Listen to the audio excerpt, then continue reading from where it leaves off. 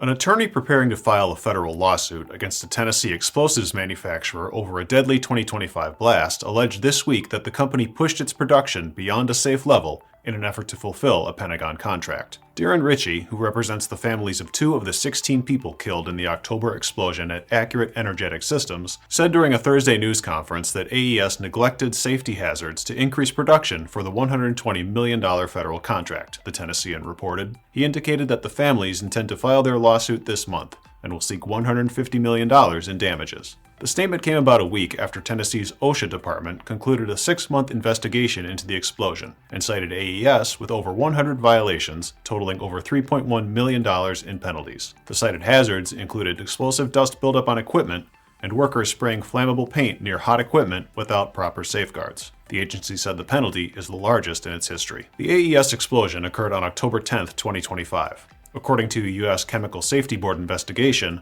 the company was manufacturing commercial explosive products called cast boosters for industrial blasting applications on the day of the incident. Production in Building 602 at the AES site involved a melt-pour process, during which workers melt explosive materials in steam-jacketed kettles and mix the materials with agitators. They then pour the mixture by hand into cardboard or plastic tubes. In a complaint shared by Nashville television station WSMV4, Ritchie cited a document from the OSHA investigation, stating that 53 days before the explosion, a kettle in Building 602 boiled over with molten explosive material. A production manager later emailed building supervisors with proposed maximum explosive quantities. 3 of 4 revised instructions received approval. The 4th, which outlined actual operating limits, reportedly remained in draft form. A CSB investigator said the first detonation created a pressure wave that triggered additional explosives throughout the building. The agency's report added that the blast was felt over 20 miles away, sent debris more than 700 feet, and registered a 1.6 magnitude on the Richter scale. The CSB estimated roughly 23,000 pounds of explosive material detonated, deflagrated, or burned. The cause of the explosion remains under investigation.